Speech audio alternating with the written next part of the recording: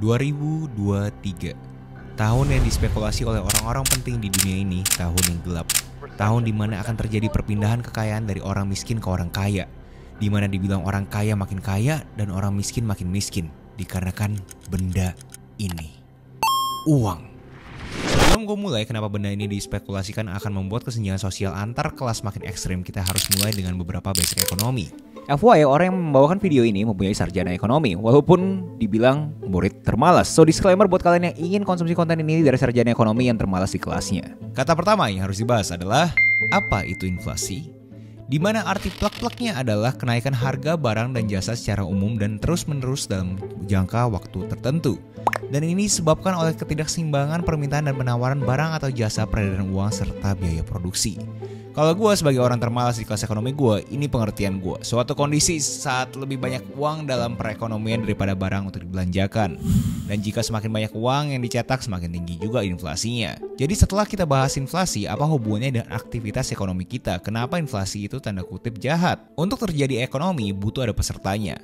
Dan pesertanya itu harus mempunyai aktivitas jual beli. Dan abis itu ada yang mau ikutan, yaitu Bank Sentral. Di mana di Indonesia lebih dikenal sebagai BI atau Bank Indonesia. Di mana Bank Indonesia mempunyai kapasitas untuk menaikkan dan menurunkan suku bunga. Contoh saat BI menurunkan suku bunga dan printing banyak uang untuk memberikan subsidi ke masyarakat, itu memberikan signal bahwa banyak uang yang ada di pasar. Alhasil masyarakat lebih mempunyai kecenderungan untuk membeli barang atau jasa. Contoh produk yang lagi trending adalah skateboard. Dan semua orang mau beli skateboard. Yang punya toko ya pasti senang-senang aja. Sampai akhirnya stoknya udah mau habis dan yang punya toko mikir kan, kok gue kagak bisa kayak gini terus nih. Mau kagak mau gue harus naikin harga gue, dan itulah inflasi. Jadi pesertanya itu adalah kita dan pasarnya itu adalah seluruh ekonomi. Semakin banyak uang yang beredar, semakin ekstrim juga dong orang pengen mengeluarkannya. Dan iklim seperti itu membuat orang pengen buka usaha dan ingin menaikkan harganya. Dan itu hal yang baik loh, karena ekonomi bertumbuh kan. Zaman dulu gue beli bakmi di pinggir jalan 5.000 itu udah dapat banyak pol.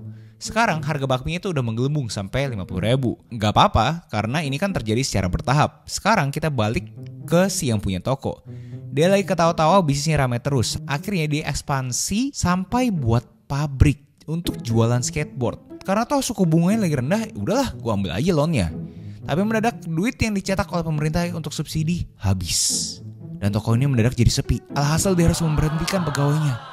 Dan akhirnya dia harus menutup pabriknya. Lebih parahnya lagi, bahkan dia sampai mau menurunkan harganya untuk biar ada penjualan. Tapi bahkan harganya udah turun aja, kagak ada yang beli. Dan kalau ini berkelanjutan dan juga menyebar ke semua toko dan terjadi selama 2 kuartal berturut-turut, itu yang namanya resesi. Dan kalau kita rewind ini semua ke tahun 2020, ekonomi nomor 1 di dunia ini, yaitu Amerika Serikat, memberikan uang cuma-cuma ke masyarakatnya karena benda ini. Alhasil memberikan impresi bahwa ini ya santai aja, semua itu berjalan dengan baik. Semua aset-aset berterbangan dari rumah, stocks, bitcoin, sampai kartu Pokemon. Dan sebenarnya fungsi central bank di mana di Amerika itu disebut The Fed, memberikan koordinasi untuk tidak terjadi inflasi dan resesi yang ekstrim. Dan sama halnya di Indonesia, Bank Indonesia diciptakan tidak seperti bank pada umumnya, di mana mencari profit dari perbedaan suku bunga antara deposit dan pinjaman. Dan satu indikator yang paling signifikan untuk tahu perubahan aktivitas di pasar adalah suku bunga. Kalau kalian mau beli mobil baru atau buka usaha, kalian pasti lebih mempunyai kecenderungan untuk melakukan transaksi jika suku bunganya rendah. Layaknya kalian kalau di jalanan mendadak ada iklan yang bilangnya cicilan 0%. Kalian suka kan dibandingkan cicilan 12 per tahun? Kalian kayak meh. Suku bunga rendah sama dengan semakin banyak pinjaman dan pengeluaran. Tapi balik lagi ke simulasi di awal, di mana semakin banyak aktivitas pinjaman dan pengeluaran bisa memberikan perilaku yang tidak rasional dari yang punya toko. Naikin harga untuk memenuhi permintaan baru. Dan akhirnya duit yang lu punya di awal tahun sudah tidak mempunyai daya beli yang sama di akhir tahun. Secara data, Indonesia 5%. Contoh kalau kalian punya 100.000 di awal tahun, secara teknis itu hanya bernilai 95.000 saat video ini dibuat. Apa hubungannya inflasi dengan tahun 2023? Jika negara kita tidak bisa mengendalikan dinamika yang dibagikan di awal video, maka keadaan akan makin mencekam. Masyarakat bisa gerah. Karena duit sudah dikit dan sekarang daya beli makin rendah lagi. Kita sebagai negara agregator suka menyajikan berita apapun yang ada di luar, terutama di Amerika Serikat. Salah satu orang ternama di Amerika Serikat yang gue sangat ikutin beritanya adalah Michael Burry. Singkatnya, krisis di tahun 2008 beliau direportasekan orang pertama yang tahu terhadap krisis tersebut, sampai dibikin filmnya The Big Short. FYI, menurut gue ini adalah the best finance movie of all time, Kalau kalian yang anaknya si Piling Finance, kalian butuh nonton ini sampai habis. Dan Michael Burry sudah memberikan indikator-indikator yang membahayakan di tahun 2023 dari akun Twitternya. Di 15 Juni 2021 dia bilang, kita ini lagi di the greatest speculative bubble of all time. Bahkan dia ngatain Bitcoin itu adalah aset spekulatif. Dan kemarin ini di reportase dia sudah mempersiapkan cash, di mana diklaim 99% dari total portfolio dia yang ada di Amerika Serikat. Dan yang paling mengerikan saat dia bilang kita itu belum di titik hancur, baru setengahnya. 30 Jun 2022, maybe halfway there. Kalau gue lihat secara objektif pergerakan stock market di Amerika, terlihat akan menuju koreksi yang ekstrim. Perusahaan besar seperti Google, Tesla, semua juga pada turun harga sahamnya. Belum raksasa kayak Facebook pun di reportase mulai melakukan PHK ke karyawannya. So itu kita lihat dari kondisi makro di negara nomor 1 di dunia. Dan kalian pasti kagak peduli sama apa yang terjadi di negara Amerika. Yang kalian peduli adalah negara tercinta kita ini. Beneran resesi atau kagak? Atau sebenarnya ini cuma orang-orang bodoh yang ngomongin resesi tapi sebenarnya kagak resesi? Resesi ekonomi secara sederhana dapat diartikan sebagai suatu kondisi di mana perekonomian suatu negara sedang memburuk yang terlihat dari produk domestik bruto, aka PDB, yang negatif. Pengangguran meningkat maupun pertumbuhan ekonomi real bernilai negatif selama 2 kuartal berturut-turut. Kenapa pertumbuhan bisa negatif? Banyak faktornya. Secara garis besar, pertumbuhan negatif diartikan sebagai menurunnya produk domestik bruto suatu negara. Hal ini terjadi karena penurunan konsumsi rumah tangga, ekspor, belanja pemerintah, investasi. Sebagai contoh sederhana, ketika tahun 2020 saat pandemi, ekonomi Indonesia mengalami kontraksi sebesar 2,07%. Kenapa? Pandemi menyebabkan orang di rumah aja, kagak ada yang mau keluar. Maka konsumsi rumah tangga akan menurun. Lockdown di berbagai negara juga menyebabkan ekspor terhambat. Satu hal yang perlu diketahui, resesi itu akan selalu ada. Selama ekonomi berputar, ancaman resesi selalu ada. Untuk lebih jelasnya didemonstrasikan di grafik sini. Di Y-axis ada GDP, aka PDB. Di X-axis ada waktu. Saat ekonomi ketawa-tawa, yaitu saat kita semua booming. Lalu klimaks dan jatuh. Jadinya resesi itu adalah suatu hal yang alami. Mungkin di sini ada yang berpikir, loh kalau gitu kita baru aja lewatin krisis dari pandemi 2020. Kok langsung anjlok lagi? Apa supporting argumennya? Invasion of Ukraine. Rusia, Ukraine. Perang telah menyebabkan kenaikan komoditas serta jasa vital dalam perekonomian. Contohnya, harga sewa kontainer melonjak sejak 2021. Meski sudah terus menurun, tapi kenaikan harga minyak dan perang menyebabkan perubahan jalur pelayaran barang. Pak Jokowi pun belakangan suka ngomongin jalur logistik dan rantai pasok. Ngomong simpelnya ya ongkir lah. Ongkir yang mahal menyebabkan kenaikan harga barang. Inilah penyebab inflasi. Lalu minyak. Indo adalah negara pengimpor minyak. Dan Rusia ini pemasok 10% keperluan minyak dunia ketika perang. NATO DKK mengembargo minyak Rusia, akibatnya harga melonjak karena pasokannya kurang. Inilah penyebab BBM Indo naik. Mungkin terkesan udah turun ya, tapi sayangnya harga komoditas biasanya ditentukan dengan kontrak berjangka, aka futures. Jadi bisa aja nih minyak mentah yang datang ke sekarang di Tanjung Priok, kita beli dengan kontrak bulan Mei yang harganya sedang tinggi. Sedangkan untuk minyak harga sekarang yang baru turun, itu tuh bakal datang mungkin Januari atau bahkan Februari. Udah datang pun kagak bisa langsung diolah. Minyak mentah itu belum bisa dipakai untuk jadi bahan bakar, harus diproses lagi. Mungkin bisa sampai Maret dan April baru bisa didistribusikan. Korelasinya apa dengan inflasi dan harga yang makin tinggi? BBM sebagai beban pokok dari logistik erat kaitannya dengan harga pangan dan barang lain. Semua diangkut dengan kendaraan yang berbahan bakar minyak. Minyak naik, beban naik, harga pokok penjualan juga naik, aka ya semua naik. Dan jelasnya ada variabel-variabel lainnya, yaitu gas yang harganya juga ngegas karena Presiden Rusia kagak mau bagi gasnya. Dan batu bara yang bisa menjadi alternatif untuk energi tapi harganya kagak turun-turun. Dua variabel ini lebih relevan ke Eropa, tapi jelasnya Indo mungkin mendapatkan efek tidak langsung dengan harga-harga Eropa yang jadi naik. Lalu apa akibatnya? Seperti yang sudah dibahas di awal video, akibat inflasi ini ada banyak, tapi yang paling umum adalah daya beli menurun. Dulu harga uang 100 bisa beli 10. Sekarang dengan harga barang 20 kita hanya bisa beli 5. Kemampuan konsumsi masyarakat menurun. Konsumsi memegang peranan penting ekonomi. Meroketnya bahan baku produksi membuat pengusaha ragu untuk mengembangkan bisnis. Bahkan pengusaha lebih memilih PHK agar keuangan perusahaan jalan. Jika terjadi PHK, maka ada yang kehilangan pendapatan, maka penurunan konsumsi. Di mana hal yang paling generik setelah terjadi inflasi, Central Bank bakal naikin suku bunga. Apa akibat kenaikan suku bunga ini? Secara teori, uang akan balik kampung, mudik ke bank US lagi menikmati bunga yang tinggi. Kembalinya uang ini ke asalnya akan menyurutkan investasi, sebab biaya bunga akan mahal. Pengusaha mikir-mikir mau ambil kredit. Naiknya suku bunga telah dijelaskan tadi membuat investor US lebih tertarik menyimpan uangnya di bank-bank US daripada di negara lain. Akibatnya harga dolar meningkat dan mata uang lainnya anjlok. Lihatlah dolar indeks, kenaikannya menandakan ada aksi beli masif. Ada yang beli, maka ada yang dijual. Mata uang negara lain yang dijual. Kita lihat mata uang rupiah melemah terhadap dolar. Melemahnya ini bisa jadi peluang sekaligus ancaman. Ekspor akan bagus kalau dolar menguat, tapi impor akan mahal. Apa sih yang contoh diimpor? Elektronik. Jadi harga elektronik akan mahal, inflasi lagi. Selain itu, yang bahaya dari perlemahan ini adalah utang negara. Mereka yang utangnya mayoritas dolar hati-hati. Tapi untungnya ketergantungan Indonesia terhadap dolar juga makin lama makin rendah. Tahun 98 ketika rupiah melemah, utang negara kita meroket tajam. Tahun 2008, ketika rupiah juga melemah akibat krisis subprime mortgage, ada beberapa grup yang mempunyai ketergantungan terhadap dolar, ya mereka kena juga. Jika video ini diringkas, kenapa finansial secara global terancam resesi di tahun 2023? Pertama, krisis geopolitik akhirnya menjadikan harga energi pangan logistik mahal. Lalu terjadi inflasi, suku bunga naik, disusul dengan penurunan konsumsi industri ekspor impor. Lalu akhirnya terjadi kontraksi dan resesi. Kalau berdasarkan reportase Bloomberg, terlihat peluang resesi kita tuh sangat kecil, hanya 3%.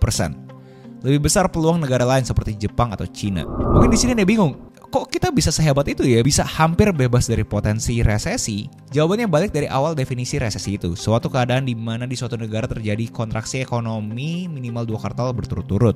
Data dari BPS mereportasekan ekonomi Indonesia masih kuat dengan pertumbuhan di atas 5%, ekonomi telah kembali ke jalur pra-pandemi. Dan kalian makin bingung kan, ekonomi Indonesia sekuat itu.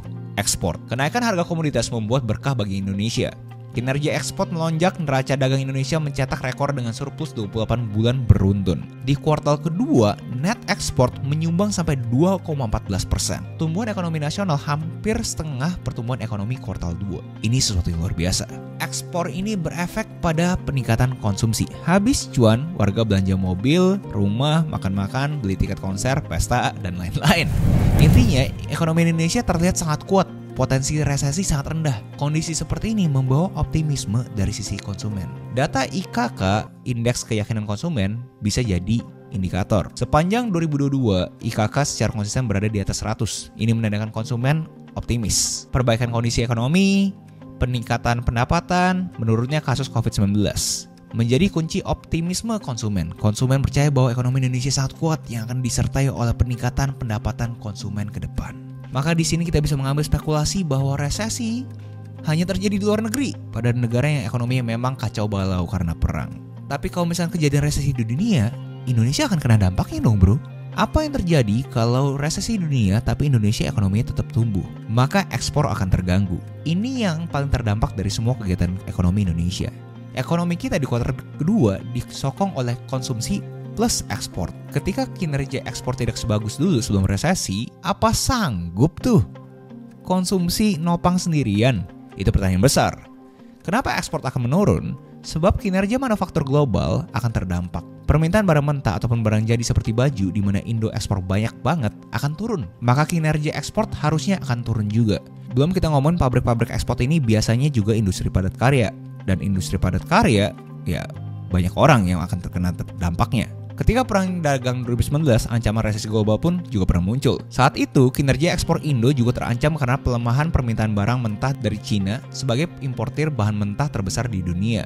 Dan di tahun itu, ancaman resesi langsung direspon oleh harga minyak. OPEC bahkan telah memangkas produksi hingga 1 juta barrel karena ancaman resesi akan menurunkan permintaan.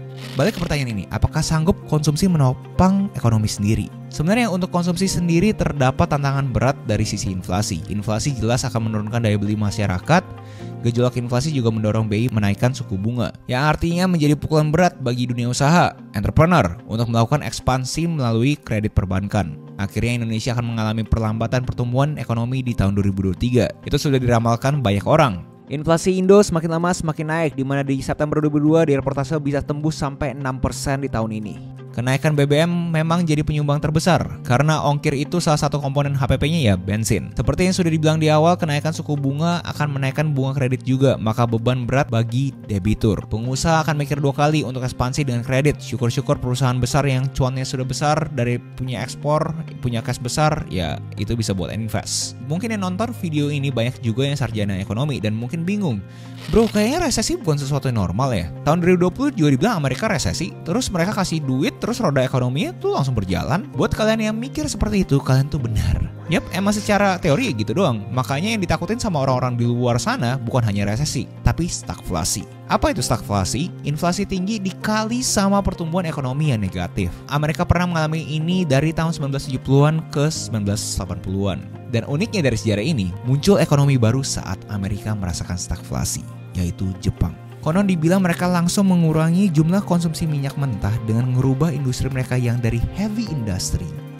yang butuh banyak minyak mentah menjadi light industry yang lebih sedikit menggunakan minyak pada di pertengahan tahun 1970-an. Hasilnya inflasi yang dialami Jepang langsung turun signifikan dan real GDP mereka langsung to the moon, ninggalin negara-negara lain yang suffer sama stagflasi. Menarik kan?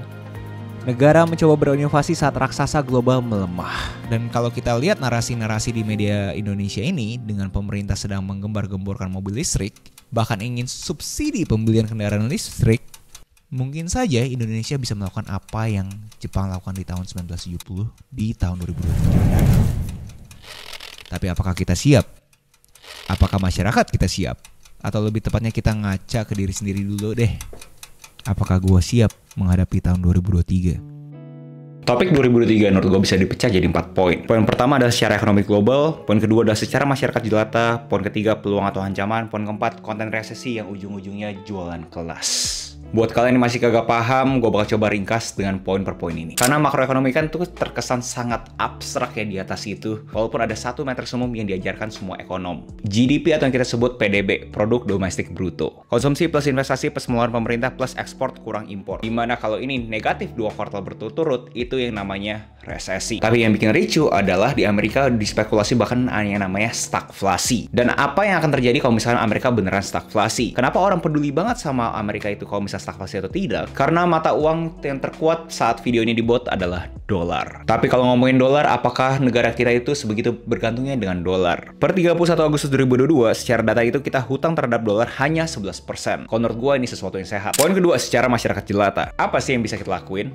Ya, business as usual yang kita lakukan seperti biasanya. Tapi kalau misalkan asumsi ini beneran terjadi, gue rekomendasikan kalian lebih condong melakukan pengeluaran ke UMKM. Kenapa? Karena pada umumnya UMKM pasti tidak bergantung dengan dolar. Dan lebih bagus juga kalau misalkan UMKM-nya itu padat karya, jadi lebih kedistribusikan lagi ekonominya. Kasarnya ya kita fokus ke negara kita sendiri lah, nggak usah mikirin negara-negara luar. Toh utangnya juga cuma 11%. Poin ketiga, apakah ini sebenarnya peluang atau ancaman? Dalam konteks makro, gue berani komentar ini sebenarnya adalah peluang. Cocok logi gue seperti ini, raksasa global lagi melemah, kita punya ketergantungan terhadap dolar juga lagi rendah. Kenapa kita kagak bisa layaknya Jepang di tahun 1970-an sampai 1980-an? Ekonominya malah meroket. Ancamannya rupiah melemah. Gue yakin pasti kalian bingung, bro, bukannya lu tadi bilang bahwa ini semua kita aman ya bro, harusnya rupiah menguat dong ya. Rupiah melemah bukan karena negara kita melemah, tapi dolarnya yang menguat. Gue perkenalkan dolar milkshake teori. Teori yang mendukung narasi di mana saat beneran terjadi resesi dan bahkan stagflasi, dolar itu makin menguat bukan melemah. Rasionalnya saat Fed naikin interest rate, semua duit kesedot balik ke Amerika Serikat. Alhasil bikin dolar itu jadi sesuatu yang langka. Jadi nilai dolar pun malah menguat. Dan itu mungkin jadi ancaman karena minyak, gas, dan lain-lainnya kita masih impor kan ya. Dan mata uang terhadap perdagangan ini didominasi oleh dolar. Alhasil kalau misalnya dolar terus-menerus menguat, ya kita punya logistik makin lama makin mahal. A.k.a. barang makin mahal. Tapi apakah ini ancaman buat kita rakyat jelata? Ya kagak juga, seperti yang gue jelaskan di poin sebelumnya, konsumsi aja apapun yang lokal. Ya kita juga aman. Dan peluang secara individual, kalau misalnya kalian mempunyai dana darurat segala macam, boleh kalian kumpulin dulu. Siapa tahu ada aset-aset yang menjadi murah dan kalian bisa masuk ke aset tersebut dan hasilnya jadi eksponensial. Seperti yang Warren Buffett pernah bilang, be greedy when others are fearful. Konten resesi, fear mongering, dimana influencer-influencer pada ngomongin ini semua demi mendapatkan eksistensi dan followers. Gue di sini nggak merepresentasikan siapa-siapa, gue cuma bisa ngomongin ke diri gue sendiri. Semua konten resesi yang kalian konsumsi di media sosial, itu sebenarnya kalian juga bisa konsumsi di media-media tradisional pada umumnya, kagak cuma di sosial media. Karena kalau kalian pikir-pikir ya, influencer-influencer ini sebenarnya ngapain sih pada umumnya? Jadi agregator berita-berita yang sedang viral.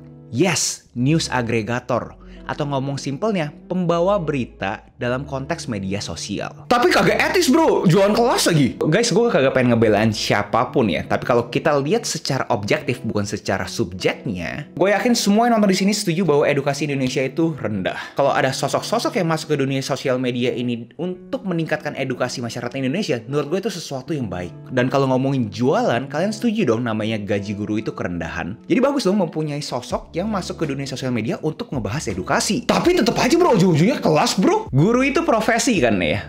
Profesi pasti butuh uang kan. Mereka mencari nafkah. Sama halnya influencer-influencer ini pasti mempunyai insentif untuk memenuhi kebutuhannya. Kalau konten-konten ini semua sifatnya adalah cuma aksi sosial, pasti kagak sustainable. Kagak bisa sampai 5-10 tahun ke depan. Justru menurut gue kalau misalnya kita mempunyai mesin kapitalis di belakang konten edukasi, menurut gue itu sesuatu yang bagus, jadi sustainable. Dan ini bukan sesuatu yang baru ya, kalau kita ngomongin konten, ini kan juga konten kan ya. Buku adalah konten, dan banyak banget penulis yang pengen langsung ikutan apapun yang lagi trending. Dan banyak banget juga yang ngomongin buku, ujungnya mereka jualan lagi produk mereka berikutnya. Jadi kalau lu nanya gue, menurut gue ini sesuatu yang normal. Gak boleh bro, lu jual ludah itu. Oke, buat kalian yang nonton sampai sini, gue harap gue sudah memberikan nilai tambah setelah kalian konsumsi konten gue yang ini. Buat kalian yang sekarang lagi berasa information overload, kayak kebanyakan informasi yang harus bisa dicerna, gue punya suggestion buat kalian. Fokus ke diri sendiri. Jangan fokus ke sesuatu faktor eksternal yang kalian gak bisa kontrol. Dan buat kalian yang pengen tahu apa sih yang bakal terjadi di tahun 2023 dan buku apa yang bisa bantu kalian merasionalkan apa yang bakal terjadi, gue highly recommended buku ini by James Ricard, The New Great Depression. Dan gue juga udah bikin konten 23 buku yang kalian harus baca di tahun 2023. Itu aja, next video essay kalian pengen gue ngebawain topik apa, tinggal komen aja di bawah. Apakah kalian pengen tahu 7 sumber pendapatan yang bagus untuk kalian coba lakukan di tahun 2023? Apapun itu, coba aja komen di bawah. Jangan lupa like, comment, subscribe, nyalain notifnya, share ke teman kalian, and I'll see you in next video. Salam kreatif.